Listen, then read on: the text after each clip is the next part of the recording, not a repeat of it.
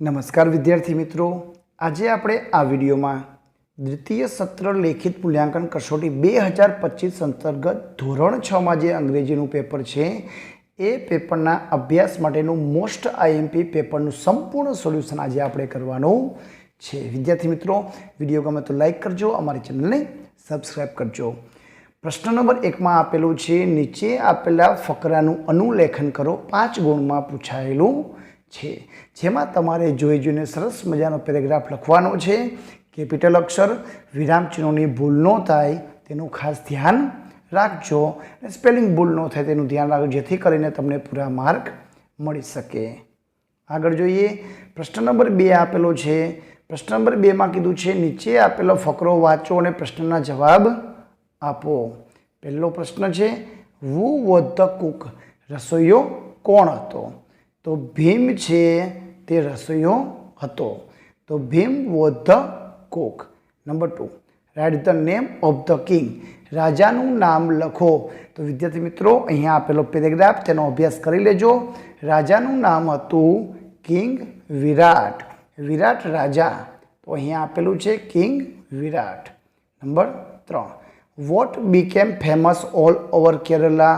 કેરલામાં શું પ્રખ્યાત બની જાય છે? તો જવાબ પહેલું જ આપેલું છે, avial became famous all over Kerala. Avial જે વાનગી હતી તે પ્રખ્યાત બની જાય છે। Number 4, write the name of the 2 state from the paragraph? પેરેગ્રાફમાં આવતા 2 રાજ્યોના નામ લખવાના છે, તો કેરળ અને Tamil Nadu. Number 5, aviyal came from a basket of waste? વધારાનું જે શાકભાજી હતું, જે ટોપલીમાં ભરેલું હતું, એમાંથી એવિયલ વાનગી બનાવી, તો જવાબ આવશે ટ્રુ। તો એ વાક્યમાં ટ્રુ અથવા ફોલ્સ લખવાનું હતું। પ્રશ્ન નંબર 3માં આપેલું છે કે આપેલ વિગત પરથી પ્રશ્નના જવાબ આપો। અહીંયા આપણને ટીચરના નામ આપેલા છે, વિદ્યાર્થીના 3 નામના ગ્રુપ આપેલા છે, વર્ક શું કામ કરવાનું છે અને એનો સમય ક્યારે છે, તો એ અહીં માહિતી આપેલી છે। તો તેનો અભ્યાસ કરી લેજો, પ્રશ્નનું સોલ્યુશન કરી લઈએ। અંકિતભાઈ વિલ ગાઈડ ટુ ખાલી જગ્યા, તો સેક્શન 1। મેઘા વિલ ખાલી જગ્યા, મેઘા શું કામ કરશે? તો allowed the stall. Number 3, what will Siddhi do? Siddhi શું કરશે? તો Siddhi register the entry. Number 4, Salman Khan will guide the section number 2। માં સલમાન ખાન ગાઈડ માર્ગદર્શન આપશે, સાચું કે ખોટું? તો જવાબ આવશે true. Number 5, write the name of voluntary student for section 3। ત્રીજામાં જે સ્વયંસેવક છે વોલ્યુન્ટરી નામ લખવાના છે, તો નીતા, તુષાર અને દિવ્યેશ, તો આ રીતે લખવાના છે। પ્રશ્ન નંબર 4માં આપ્યું છે, નીચે આપેલા વિધાન સામે વ્યવસાયકારનું નામ લખો। વ્યવસાયકારના નામ છે ઉપર કૌંસમાં આપેલા છે, બાર્બર, ડેન્ટિસ્ટ, ટેલર, મેસન અને કાર્પેન્ટર। તો પહેલો પ્રશ્ન છે કે વુ કેન ક્યોર ટૂથએક? દાંતના દુખાવાનો ઈલાજ કોણ કરે? તો ડેન્ટિસ્ટ। નંબર 2, વુ કેમ સ્ટીચ અ શર્ટ? શર્ટ કોણ સીવે? તો tailor. Number 3, who can make furniture? Furniture કોણ બનાવે? Carpenter. Number 4, who can build wall? દિવાલ કોણ બનાવે? તો જવાબ આવશે mason. Who can cut hair? વાળ કોણ કાપે? તો બાર્બર। તો આ રીતે જવાબ લખવાનો છે। પ્રશ્ન નંબર 5માં આપેલું છે, કૌંસમાં આપેલા શબ્દોની આપેલ સંવાદ પૂર્ણ કરો। Eat this egg, in your hand, very lucky, an egg, how come? તો આ 5 જવાબ મૂકીને સંવાદ પૂર્ણ કરવાનો છે। તો મફતલાલ કહે છે, આહા, એન એગ, ઈંડું, I am very lucky. Chhaganlal કહે છે, hello Mafatlal, what is there in your hand? તારા હાથમાં શું છે? તો મફતલાલ કહે છે, એન એગ, ઈંડું છે। It will make me rich, તે મને પૈસાદાર બનાવશે। છગનલાલ કહે છે, an egg will make you rich, તને પૈસાદાર બનાવશે। હાઉ કમ, કઈ રીતે શક્ય બને? તો મફતલાલ કહે છે, આઈ સેલ નોટ, હું નહીં વેચું, ઇટ ધીસ એગ। તો આ સેલ નોટ ઇટ, આ ઈંડાને હું ખાઈશ નહીં. તો આ રીતનો સંવાદ પૂર્ણ કરવાનો છે. એના પછી આપેલું છે પ્રશ્ન નંબર 6. કૌંસમાં આપેલા શબ્દોની વડે ખાલી જગ્યા પૂરો. ધ કાવ ઇઝ ખાલી જગ્યા ધ ટ્રી, ઝાડની નીચે, તો નીચે તો અંડર. સલમા ઇઝ સ્ટેન્ડિંગ ખાલી જગ્યા સેજલ એન્ડ સરિતા, બે વ્યક્તિ છે તો એની વચ્ચે ઊભી છે, તો between. The school banner watch ખાલી જગ્યા ધ સ્ટુડન્ટ, સ્કૂલ બેનર છે એ વિદ્યાર્થીની પાછળ, તો behind. Principal madam watch in the ખાલી જગ્યા, તો એ વચ્ચે છે, તો જવાબ આવશે સેન્ટર.